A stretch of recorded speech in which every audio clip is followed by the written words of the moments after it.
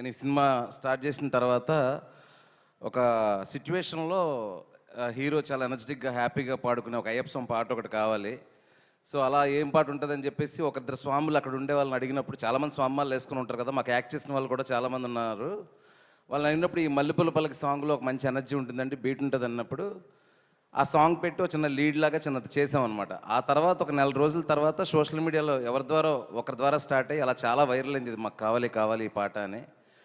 ఫైనల్గా అదేదో డెస్టినీ లాగా మేము అనుకోవడం, అదే పాటని ఈరోజు సోషల్ మీడియా దగ్గర నుంచి 2 రాష్ట్రాల్లో కోరుకోవడం, ఆఫ్టర్ లాంగ్ టైం ఈరోజు ఆ పాటను రిలీజ్ చేయడం. ఈ పాట వెనకతల చాలా శ్రమ ఉంది. టెక్నీషియన్స్ కానీ అందరూ ఎలా ప్రతి సినిమాకి ప్రతి టెక్నీషియన్ కష్టపడతాడు. దానికంటే ఇప్పుడు ఈ పాట ఒరిజినల్ కంపోజర్స్, ఆ పాటను పాడిన డప్పు సీని గారు వీళ్ళని పట్టుకొని వాళ్ళని పిలిచి వాళ్ళతో పాడించి, ఎందుకంటే ఒక 15 సంవత్సరాల క్రితం నుంచి ఎక్కడెక్కడో ఈ భజనల్లో వాటిల్లోని ఈ పాట జరుగుతూనే ఉంది. సరే, ఇప్పుడు ఈ పాటని మనం ఒక ప్లేబ్యాక్ సింగర్తో పాడించి ఈ పాటని 15 సంవత్సరాలు విన్న వాళ్ళకి సడన్గా ఆ వాయిస్ మ్యాచ్ అవ్వకపోయినా, లేదంటే ఆ వైబ్ వేరు కదా, ఈ వైబ్ ఏంటి వేరేగా ఉందని అనిపించకుండా, సో వాళ్ళ క్రెడిట్స్ వాళ్ళకే ఇచ్చేసి ఆ సింగర్ కానీ లిరిక్స్ కానీ వాళ్ళని చక్కగా పిలిపించి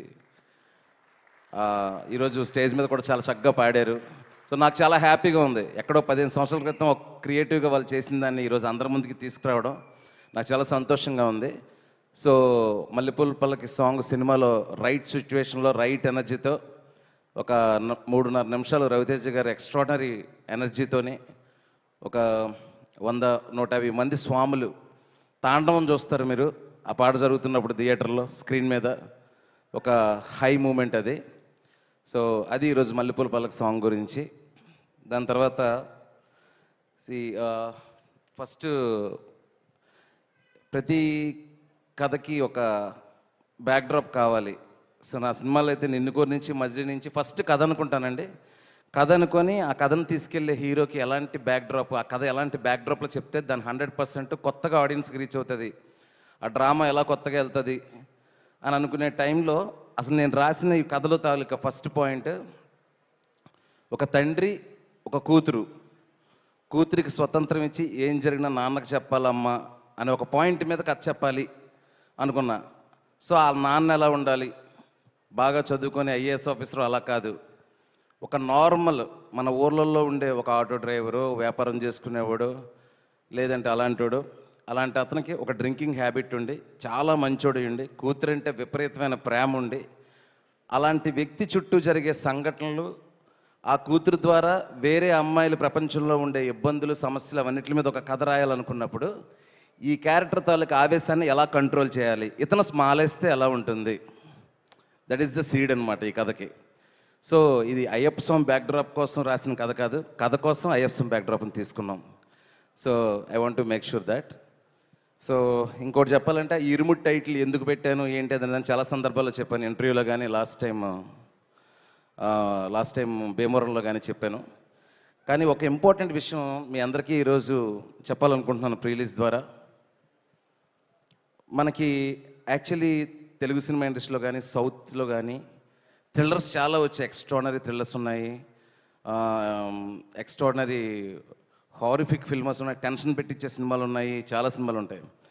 కానీ నాకు తెలిసి ఒక ఇంటెన్స్ ఫ్యామిలీ డ్రామా అంటే ఒక కుటుంబ కథా చిత్రాన్ని ఇంత ఇంటెన్స్ తోటి ఇంత సీరియస్నెస్తో రావడం అనేది నా వరకు నేను ఎప్పుడు చూడలేదు. సో డెఫినెట్గా అండి, ఇది మీరు అనుకుంటున్నారేమో బయటకు అయ్యప్ప స్వామి బ్యాక్డ్రాప్ ఈ పాటలు ఇవన్నీ చూసి చాలా పీస్ఫుల్గా, చాలా లైట్ హార్టెడ్గా, అలా హాయిగా నా గత సినిమాల్లాగా నిన్నుకోరిలాగా మజిలీలాగా అలా పైన ఉంటుందని మాత్రం అనుకోకండి. చాలా సీరియస్గా ఉంటుంది, చాలా టెన్షన్ పెడుతుంది, చాలా ఇంటెన్సిటీగా ఉంటుంది.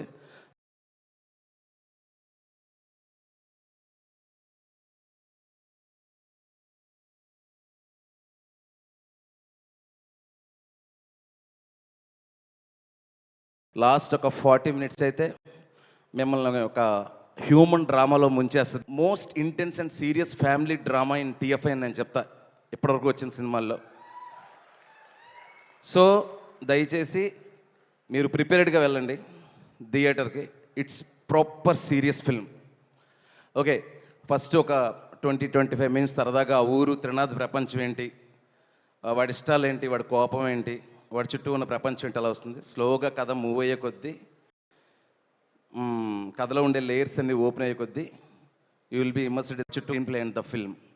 So that is what irumudi. So చాలా తీవ్ర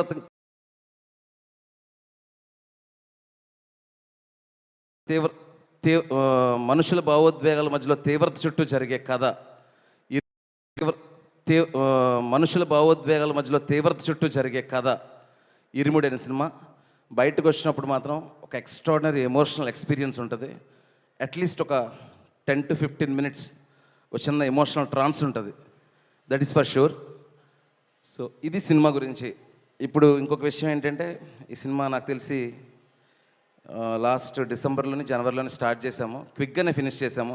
దానికి కారణం ఏంటంటే, రవణ సినిమాలు ఇప్పుడు క్విక్గానే అయిపోతాయి, ఎందుకంటే ఆయన ఇప్పుడు గ్యాప్ తీసుకోడు, ఎవరికి గ్యాప్ ఇవ్వరు కాబట్టి.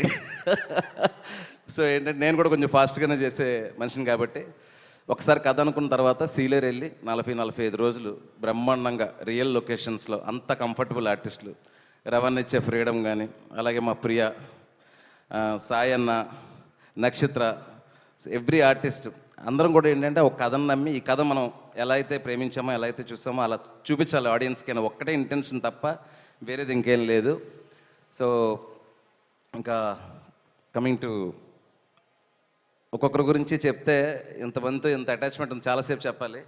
నాకు మనసుకి ఏమనిపించింది వాళ్ళని తలుచుకోగానే ఏమనిపిస్తుందో అది చెప్పేస్తాను. ఫస్ట్ రవణ మీ గురించి అందరిలాగే ప్రతి ఒక్కరూ ఫస్ట్ చెప్పేది అంటే రవణ నేను కాలేజ్ టైంలో ఇక్కడి నుంచే మొదలు పెడతాను, ప్రతి ఒక్కరు బోర్ కొట్టేసి ఉంటుంది ఆయనకు కూడా. కానీ నాకు ఏంటంటే అండి, రవణ నేను ఈడియట్, అమ్మ నాన్న తమిళ అమ్మాయి నుంచి నేను డైరెక్టర్గా అయిన తర్వాత కూడా ఎప్పుడైనా చేస్తే ఒక యాక్షన్ కమర్షియల్ ఎలిమెంట్స్ ఉంటూనే ఒక మంచి మాస్ ఫిల్మ్ చేస్తానేమో నేను కూడా అనుకున్నా. కానీ రవణ లాంటి ఒక పర్ఫార్మర్తో ఇలాంటి సినిమా చేయడం నాకు చాలా గర్వంగా ఉందన్న. అంటే మొన్న ట్రైలర్ వచ్చిన తర్వాత అందరూ రవణని ఇలా చూపించారు అలా చూపించారంటే దట్ ఈస్ ఫైన్. ఒక ఆడపిల్లని కాపాడే పాత్రలో రవణని ఇంత ఇంత ఇంత క్యారెక్టర్కి స్టిక్ చేసి అలా చేసావు శివ, ఆల్ రెస్పెక్ట్ యూ అని చెప్పినప్పుడు నాకు అది కిక్కిచ్చింది అన్న నాకు. యా. సో దాని తర్వాత ఏంటంటే ఫస్ట్ కట్టు సాంగ్ అయినప్పుడు నేను చెప్పా అన్న షర్ట్ ఆయనకు తెలియదు ఈ మాలలు స్వాములు ఎలా ఉంటారు అనేది అంత ఐడియా లేదు. నేను క్లియర్గా చెప్పేవాడిని, చాలామంది చూస్తుంటారన్న వాళ్ళందరూ చాలా కనెక్టెడ్ కదా అది అన్నప్పుడు ఏం చేయాలని షర్ట్ తీసేయాలని తీసి అలా చూసినప్పుడు అండి, అంటే నేను మొన్న ఏదో ఇంటర్వ్యూలో చెప్తున్నాను, చాలా తక్కువ మంది హీరోలు మిడిల్ క్లాస్ లోయర్ మిడిల్ క్లాస్లో ఆడవాళ్ళకి ఎస్పెషలీ ఒక బాబాయ్ లాగా, ఒక పెదనాన్నలాగా, ఒక చిన్నాన్నలాగా, నాన్నలాగా అలా కనిపించి రిలేట్ అయ్యే హీరోల్లో రవితేజ అన్న ఒకరు. సో ఎప్పుడైతే తీసి కట్టు సాంగ్గా హుక్ స్టెప్ వేశారో నేను అనుకున్నా పని అయిపోయింది, ఇక్కడ నుంచి తిరగలేదు, కనెక్ట్ అయిపోతారు అని అనిపించింది. సో అక్కడి నుంచి మొదలు సినిమా ఎండింగ్ వరకు ఎమోషన్ అలాగే ఉండింది. And one more thing, cinema కథ కోసం చూడండి, ఈ సినిమా పాటల కోసం చూడండి, అన్నీ ఉంటాయి, స్క్రీన్ ప్లే చాలా బాగుంటుంది, అన్నీ ఉంటాయి. కానీ రవణ పర్ఫార్మెన్స్ కోసం ఒక్కసారి మళ్ళీ సినిమాకి వెళ్తారు. You will see the peak high in the రవణ పర్ఫార్మెన్స్. అంటే ఆయన యాక్షన్లో చింపేశారు, విక్రమార్కుల్లో కూడా చాలా ఎమోషనల్ సీన్స్ ఉంటాయి, బట్ ఒక ఫుల్ ఫిల్మ్ ఒక ఎమోషనల్ ఎక్స్పీరియన్స్ లాగా ఉంటుంది. That is Irumudi. And next Priya, thank you so much. ఎందుకు థ్యాంక్ యూ అంటే, నేను కథ చెప్పినప్పుడు చెప్పాను, ప్రియా ఇది ఒక ఫాదర్కి డాటర్కి మధ్యలో కథ, బట్ మదర్ అంటూ ఉంటుంది కదా, ఆ మదర్ ఎంతవరకు ఉండాలి, ఆ మదర్కి ఎంత ఇంపార్టెన్స్ ఉంటుందో అంత ఉంటుంది.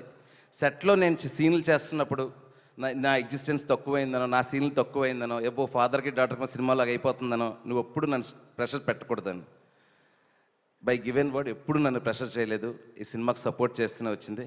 కానీ ఒక ఎక్స్ట్రానరీ పర్ఫార్మర్కి 100 సీన్లు అక్కర్లేదండి, 2 సీన్లు ఇస్తే సినిమాని పట్టుకెళ్ళిపోతారు. అలాంటివి 3 సీన్లు ఉన్నాయి ప్రియాకి. You will see how good she's in performance అనేది మీకు అర్థమవుతుంది. And after that Sayanna, Guruswamy character, Sai Kumar garu. Actually నేను ఎప్పుడు అనుకోలేదు సాయి కుమార్ గారు, నాకు ఎందుకో పొరపాటును కూడా ఎప్పుడు 4 సినిమాలకు ఇప్పుడు మైండ్లోకి రాలా. ఈ సినిమా గురుస్వామి అనుకున్నప్పుడు గడ్డం ఎవరికి బాగుంటుందని ఆలోచిస్తున్నాను మైండ్లో. గడ్డం ఎవరికి బాగుంటుందని ఏవేవో ఇమేజ్లు తగులుతున్నాయి. సాయి అన్న ఇమేజ్ వచ్చింది. నేను అనుకున్నా సాయి అన్న ఇలా ఉంటుంది కదా, మనం ఏమో కొంచెం డైలాగులు కొంచెం తక్కువ రాస్తాం, కొంచెం అండర్ ప్లే చేస్తాం, ఈయన కానీ వచ్చేసి మైక్ తినేస్తారేమో ఎలాను. ఫస్ట్ సెకండ్ రోజు కథ చెప్పిన తర్వాత వచ్చారండి. ఒక 2 డేస్కి ఏదో ఇద్దరం చిన్న డిస్కషన్ చేసుకున్నాం. ఆ తర్వాత నాకంటే ఎక్కువ వెళ్ళిపోయాను క్యారెక్టర్కి. ఎలా అయిపోయిందంటే ఈరోజు ఎర్లీ మార్నింగ్ 5 గంటలకు ఒకసారి, రాత్రి ఒకసారి అమ్మ ఎడిట్ ఎలా వచ్చింది, రికార్డులు ఎలా ఉంది, ఆ సీన్ ఎలా ఉంది, ఈ సీన్ ఎలా ఉంది. దట్ ఈస్ ద కనెక్షన్ అండి. ఒక్కసారి మనం ఆర్టిస్ట్కి మన కథ మీద లవ్ని క్రియేట్ చేయగలిగితే మీరు అడగక్కర్లేదండి, వాళ్ళే ఒకటికి 100 ఎంతలు ఇస్తారు. అందులో సాయి అన్న ఒకరు. ఇన్ని సినిమాలు అన్న ఎప్పుడు పోలీస్ స్టోరీ, ఇప్పుడు కూడా తెల్లారి 6 గంటలకు కాల్ చేసి ఆ సీన్ ఎలా వచ్చింది, ఈ సీన్ ఎలా వచ్చింది, అలా అడగడం మనసు ఎలా వచ్చిందన్న నీకు రిలాక్స్ అవరా. బట్ ప్రౌడ్ అన్న మీతో వర్క్ చేసినందుకు. మీకు సినిమా మీద ఉన్న ప్రేమ, నా మీద ఉన్న ప్రేమ, ఇరుముడిది ఉన్న ప్రేమ ఎక్స్ట్రా. మీ పర్ఫార్మెన్స్కి అక్కడుంది ఇరుముడిలో సినిమాలో. చాలా మంచి విషయాలు జరుగుతాయి ఈ సినిమా తర్వాత. ఇంకా మంచి మంచి క్యారెక్టర్లు వస్తాయని 100% నమ్ముతున్నాను నేను. నైస్. ఇంకా నక్షత్ర బాబా ఎక్కడున్నారా? సూపర్. సో ఇప్పుడు రవణ పక్కనే ఒక పాపను పెట్టాలంటే ఫస్ట్ ఏదో నార్త్ ఇండియా నుంచి తేలేమో, అలాగని వేరే లాంగ్వేజ్లో వచ్చినా కూడా మన డైలాగులు, మన వైబు అంతా తెలియాలి. సో చాలామంది పిల్లలు అనుకుంటున్నాం, ఈ పాపను ఒక ఇన్స్టా రీల్లో చూసి పిలిపించి ఒక 2 సీన్లు చేశానండి. చూడంగానే దొరికేసింది మనమ్మ, మనకంట నాకు దొరికేసింది అని. అసలు ఎంత బంగారం అంటే పర్ఫార్మెన్స్, ఎంత సర్ప్రైజ్ చేసిందంటే, నువ్వు ఏడవడం కాదు నన్ను ఏడిపించావు. ఎన్నిసార్లు సెట్లో మానిటర్ ముందు కూర్చొని కళ్ళమ్మని నీళ్ళు పెట్టుకున్నా. ఆ పిల్ల ఉండిపోద్దండి, ఆ ఇమేజ్ ఉండిపోద్ది, ఆ పిల్ల ఉండిపోద్ది మీ మైండ్లో, ఆ పర్ఫార్మెన్స్ ఉండిపోద్ది. నక్షత్రకి రవణకి మధ్యలో ఉండే 4-5 సీన్లు స్కై హై తీసుకెళ్తాయి ఎమోషనల్గా. తర్వాత స్వాస్క. మనకి రీసెంట్ టైమ్స్లో తెలుగులో క్యారెక్టర్లు చేస్తున్న ఒక ఎక్స్ట్రాడినరీ ఆర్టిస్టు స్వాస్క గారు. ఎంత లబ్బర్ బంధు అని ఒక సినిమా వచ్చింది మలయాళంలో. ఆ సినిమాలో ఒక ఎక్స్ట్రాడినరీ క్యారెక్టర్ పర్ఫార్మెన్స్ నేను చూసి ఈవిడితో చేయించాలి ఈ క్యారెక్టర్ అని చెప్పేసి తీసుకొచ్చాను. మీరు చూస్తారండి పర్ఫార్మెన్స్, ట్రైలర్లో కూడా 2-3 షాట్లు చూసుంటారు. ఇది కదా పర్ఫార్మెన్స్ అంటే అనుకుంటారు. ఐఎమ్ సో హ్యాపీ స్వచ్గా casting you. Thank you so much. And ఇక్కడికి రాలేదు రమేష్ ఇందిరా గారి, ఒక ఎక్స్ట్రాడినరీ టాలెంటెడ్ పర్ఫార్మర్ ఒక ఆయన ఈ సినిమాలో చేశారు, కన్నడ ఆర్టిస్ట్. ఆయన పర్ఫార్మెన్స్ కూడా చాలా బాగుంటుంది. దెన్ అజయ్ ఘోష్ గారు. నా మొత్తం ఇందాకన్నాను కదా ఇరుముడి సో సీరియస్ ఫిల్మ్ అని, మొత్తం సీరియస్ ఫిల్మ్ నాకు సెట్లో కామెడీ ఏంటంటే అజయ్ అన్నతోనే నాకు రిలీఫ్. ఫస్ట్ అంతా మనసులో తిట్టుకుంటాడు, బయట ఏమో పొగుడుతున్నాడు అనుకునేవాడిని. లేదు, నా మీద నిజంగానే అభిమానం, ప్రేమ ఉంది. థ్యాంక్ యూ అజయ్ అన్న. ఫస్ట్ ఏదో ఒకటి అనుకున్నాం, అయినా కూడా పెద్ద మనసు చేసుకుని వచ్చావు, మంచి క్యారెక్టర్ చేసావు, beautiful character. Thank you so much. Then coming to my darling GV Prakash garu. మీరు నమ్మరండి, నేను అసలు ఇంతో పని చేయాలని డైరెక్టర్ అయిన తర్వాత కాదు, అసిస్టెంట్ డైరెక్టర్ నుంచి అనుకుంటాను. చాలా ఇంటర్వ్యూస్లో చెప్పాను. ఆయన మనకు చేసిన డార్లింగ్, ఉల్లాసంగా ఉత్సాహంగా, రీసెంట్గా వచ్చిన లక్కీ బస్, ఇవన్నీ తెలుసు. Asuran, one of the cult film, ఆయన దానికి music director. Gangs of Wasseypur, cult classic in Bollywood, Anurag Kashyap film, దానికి ఆయన మ్యూజిక్ కంపోజర్. ఆయన చెయ్యింది లేదు, చూడంది లేదు, మెలడీస్ అయినా, యాక్షన్ అయినా, ఇదైనా. మన ఇరుముడు సినిమాలో ఏంటంటే ఒక రానెస్ ఉంటూనే ఒక మెలడీ కావాలి. ఒక పక్కేమో చాలా రాగా ఒక డార్క్ ఎలిమెంట్స్ అంతా ఉంటాయి, ఇంకో పక్కేమో చాలా బ్యూటిఫుల్ కూతురు మెలడీస్ అన్నీ ఉంటాయి. దాన్ని మిక్స్ చేయడానికి ప్రాపర్ నాకు కంపోజర్ కావాలి. ఎవరు అంటే జీవి గారు నాకు దొరికారు. Love you darling. నిజంగా నిన్న నైటే 8 రీల్ ఫినిష్ అయింది మ్యూజిక్. ఒక్క హగ్గించుకున్నాం, ఇద్దరం ఎగ్గించుకొని కొడుతున్నామని చెప్పేసి అనుకున్నాం జీవి నేను. So thank you so much darling. నేను నాకు వర్డ్స్లో ఏం చెప్పాలో. Thank you, love you so much. అయిపోయింది. సో ఏం లేదు, ఇంత కష్టపడి వెళ్ళి పని చేశారు, మీకు బాగానే ఉంటుంది, మీరు వెళ్ళిపోతారు ఫంక్షన్ నుంచి. ఆ తర్వాత చెప్పలేదు, నాకు గిల్ట్ తినేస్తుంది నాకు. తర్వాత ఇంకొకరు విష్ణు శర్మ, నా right hand. Darling please stand and show your face. One of the best cameraman right now in TFI, no in south, no in India. That guy is amazing. మీరు సినిమా చూడండి, సినిమాటోగ్రాఫర్ గురించి పేజీలు రాస్తారు cinematography. Thank you darling, thank you so much. Then my editor Praveen Pudi. నాకు నిన్ను కోరి నుంచి 5 cinema, నాకు ఏంటంటే నిన్ను కోరి నుంచి నాకు ఒక 12 మంది టీం అండి, సేమ్ టీం 5 సినిమాల నుంచి. ఎందుకంటే నా సపోర్టు, నాకు శక్తి మొత్తం వాళ్ళందరికీ పేరున థ్యాంక్స్ చెప్తున్నాను. ఎడిటర్ ప్రవీణ్ పూడి గారు నాకు అన్నలాగా నా ఇరిటేషన్స్ని అన్నీ భరించి, ఎడిటింగ్లో ఒక్క ఫ్రేమ్ ఇటు జరిపినా కంగారు పడిపోతుంటాను. నా కంగారుని, నా కాన్షియస్నెస్ని అన్నిటిని తీసుకొని నాకు ఏ సినిమా కావాలో ఆ సినిమాని నన్ను ఎలక్ట్ చేస్తూ చేసిన ప్రవీణ్ గారికి చాలా thank you. And my production designer Sahi Suresh. Okay, ఇప్పుడు మీరు ఇల్లు చూసారు కదండి సినిమాలో, ఆ ఇల్లు సెట్ కానీ, ఆ సీలేరు లొకేషన్లో చిన్న రీక్రియేషన్లు కానీ, ఆ జలపాతం దగ్గర బ్రిడ్జ్ కానీ, ఇరుముడిలో న్యాచురాలిటీ పోకుండా చేసిన మా ప్రొడక్షన్ డిజైనర్ సాయి సురేష్ గారికి థ్యాంక్ యూ సో మచ్. ఇంకా మా second unit cameraman Amar, thank you రా. And my co-directors and assistant directors టక్క పేర్లు చెప్పిస్తాను please, they worked so hard. మా కోడేటర్ సురేష్ గారు, మా స్క్రిప్ట్ కోఆర్డినేటర్ నరేష్, రమేష్, రే గుర్తుకు రండిరా బాబు ఫాస్ట్గా, Suresh, Ramesh, and whoever, my all assistant director, Suri, Ramesh, and my production designer, my best friend, Vali, everyone. పేర్లు మర్చిపోయింటే క్షమించండి. వాట్ నాయుడు చూడు, ఆడే ఎక్కువ పని చేస్తాడు, రాత్రి అంతా కూర్చొని ఆడి పేరు మర్చిపోతాం, అదే సినిమా అంటే. నాయుడు థ్యాంక్ యూ రా, థ్యాంక్ యూ. నిద్ర లేకుండా పనిచేస్తాం 4 రోజుల నుంచి, రేపు ఓవర్సీస్కి పంపించాలి కాపీ. సో ఇంకా ఎవరైనా మర్చిపోయింటే క్షమించండి. దెన్ ఇదంతా కాదు, అసలు ఫస్ట్ ఏం చేయాలన్నా డబ్బులు ఉండాలి. ఆ డబ్బులు ఉండాలంటే ప్రొడ్యూసర్ ఉండాలి. ఆ ప్రొడ్యూసర్కి బ్రెయిన్తో పాటు హార్ట్ కావాలి. అలా నాకు ఒక బిగ్ హార్ట్ ఇచ్చిన మా అన్న రవన్న, ఎక్కడ రవి సార్? బయటికి వెళ్ళారా? కొంచెం గట్టిగా మాట్లాడలేదు, అక్కడికి వినిపించాలి. సో మైత్రి ప్రొడ్యూసర్స్ రవి గారు, నవీన్ గారు, ఇది 2వ సినిమా. వాళ్ళు ఏంటంటే ఇంకా శివ సెట్లో ఉంటే మనం రావక్కర్లేదు, ఎందుకంటే శివే ఫస్ట్ కాన్షియస్గా ఉంటాడు కాబట్టి అంత ఫ్రీడమ్ ఇస్తారు. Thank you Ravanna, thank you so much. In fact చెప్పాలంటే ఇరుముడు కథ అనుకుంటున్నప్పుడు రవితేజ గారికి సూపర్గా ఉంటుంది, సాలిడ్గా ఉంటుంది అని చెప్పింది కూడా Ravanna first. Then I was like అవును కదా అని చెప్పేసి I'm so excited. Thank you Ravanna. And ఎవరైనా మర్చిపోయింటే క్షమించండి.